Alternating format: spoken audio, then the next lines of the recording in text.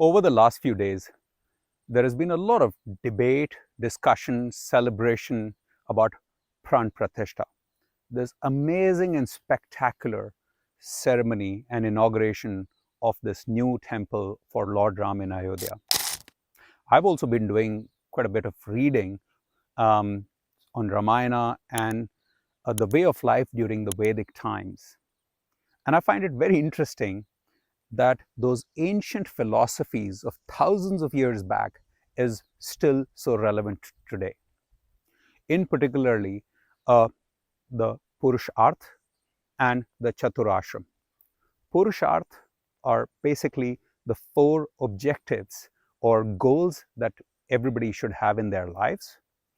That is moksha, arth, kam, and dharma. And I'll touch upon that during the video. And the Chaturashrama. Chaturashrama are the 4 stages in life that we have or everybody goes through, in particularly brahmacharya, grihastha, vanaprastha, and sannyas. And I'll touch upon that. The more I read about it, what I find interesting is the FIRE philosophy, this financial independence, retire early, this new age philosophy, is nothing else but those Chaturashrama, those 4 stages of life that were written about thousands of years back. And it feels like that all we are doing is reinventing the wheel. All we need to do is basically go back to those thousands of years back philosophy and just read about that. And we'll realize that this is what we've been doing or we have been following. Let me try and explain by going through each of these phases, and I'll try to also make them relevant for today's age, and in particular for this financial independence, retire early. So the first stage of those Chaturashrama is brahmacharya. That is till our age of 25 years old. This stage is our learning stage. This is the time when we are learning philosophy, logic, science, maths, also learning the first of those objectives of life, that is dharma. And dharma meaning the righteousness, the morality. So that is what we are also learning. We're also supposed to be learning about how do we make a living and how do we become economically aware. The tragedy is that in our schooling systems nowadays, or our college systems, there is nothing being taught about budgeting, financing, saving, investing, or anything to do with personal finance. Very little of that is covered.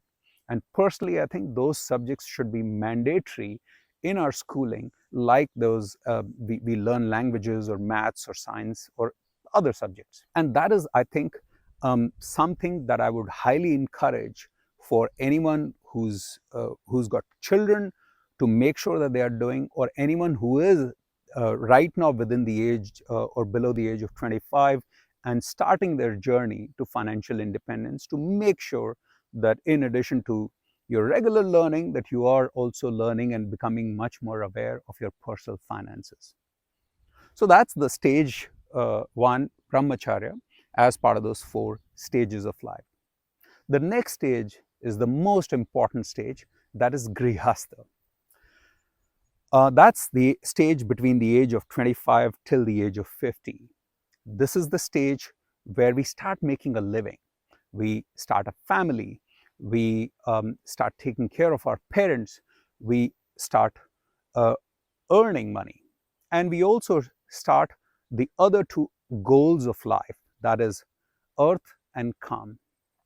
Earth is the material desires, so the economic independence, the food, water, shelter, and kam is our emotional desires, that's love, sex, all our social desires that we have.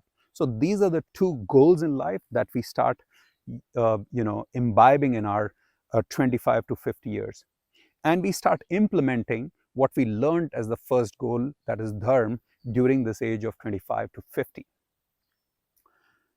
In today's context, I think in addition to that, we should also be using our knowledge of saving, investing, all that personal finance to actually start doing that saving, investing, and accelerating our journey to financial independence.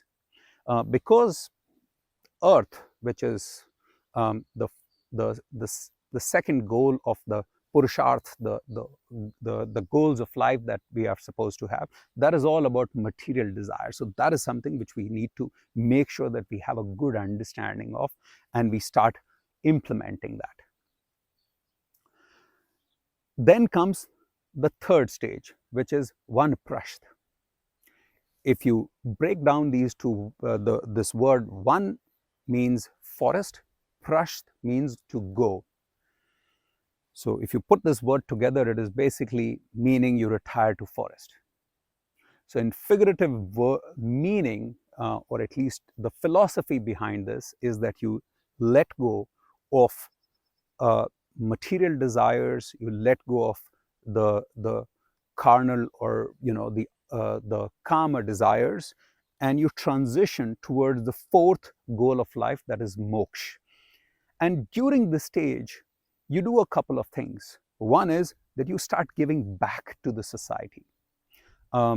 So you are moving from the material to the spiritual, where you are contributing back to the society. The other is you let the others, come up. So either in your family, you are handing over the reins to your children, and in the corporate world, if I put it in today's context, you are handing over to the new set of managers who can probably grow in that corporate ladder, and you're going to follow, and the third being you're going to follow your hobbies and passions. It so coincidentally happened that Seema and I, we both retired at our cusp of the age 50. It was not planned exactly like these four stages of life. It just happened as a coincidence, and it was a very happy coincidence. And we are actually, again, almost not just figuratively, but literally almost retiring to the forest, that for the last 1 year, we've been traveling to these amazing forests and nature all over the world, and doing hiking, walks, seeing waterfalls, and seeing so much of nature that it is just amazing. And we've also started contributing back to the society in terms of one of the schools that we support, in terms of the people that I'm mentoring and coaching to make sure that they are also coming up during that career. But one thing that I think the corporate world does, or has done over the last 52 years, 100 years, is that it has indoctrinated us that with this fear that if you retire, you will lose your sense of purpose. Honestly, if thousands of years back this philosophy was there and it held on for thousands and thousands of years, I'm sure it can hold on today. And Seema and I, we both are the examples where, honestly, we've lost zero sense of purpose. We are actually maximizing the go-go years. There is another video that I've done about these go-go, slow-go, and the no-go years. Go-go, just as a quick recap, go-go years is when your body, mind, and health is raring to go. Slow go years is when you want to take it a little bit slow, and no go years is when you are, either your body or your mind or your health is not, in the state that it can travel and it can do all those activities and follow all those passions. And interestingly, with all the technology advances in science and medicines, the age of 50 to 75 is, the real go-go years that you can maximize that time. So don't let anyone try and tell you that the age of 50 to 75, you will either lose your sense of purpose if you retire so early, or there is very little that you can do. There's so much that you can do. And the other thing, before I go on to the next stage, is what I found when I was reading about all these stages of life, or the Chaturashrama, that this is a guideline.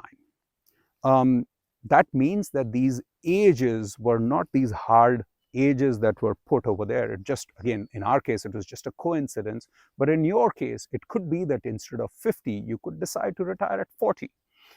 You could decide to retire at 55, or whatever the age.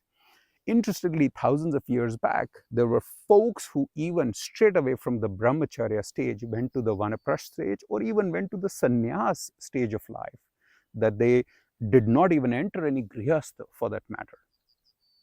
So these are guidelines that were set. However, the point is that you should accelerate it rather than decelerate it, that you're working, or you're increasing your grihastha or your working life till the age of 75.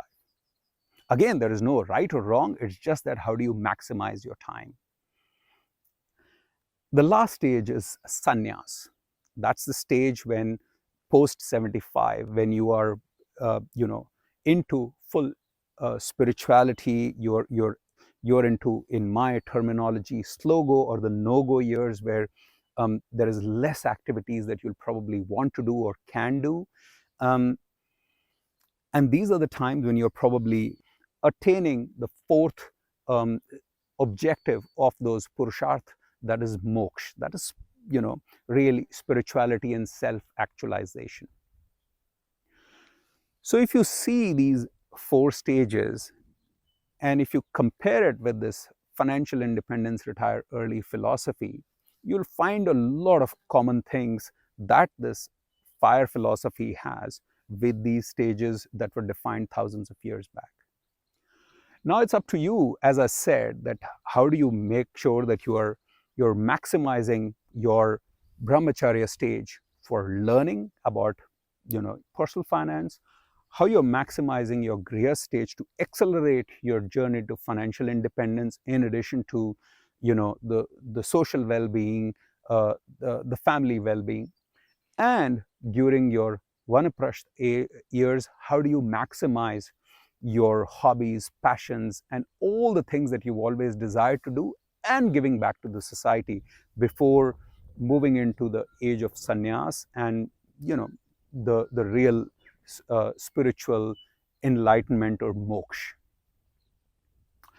So I hope that this video gave you a quick understanding of the Purusartha, the 4 goals of life, the Chaturashrama, the 4 phases or stages of life according to the Vedic or the old ancient philosophies, and also gave you an idea that how this FIRE philosophy actually is those ancient philosophies, and how you can maximize that to your advantage. Till the next video, till the next topic, goodbye from me. Bye-bye.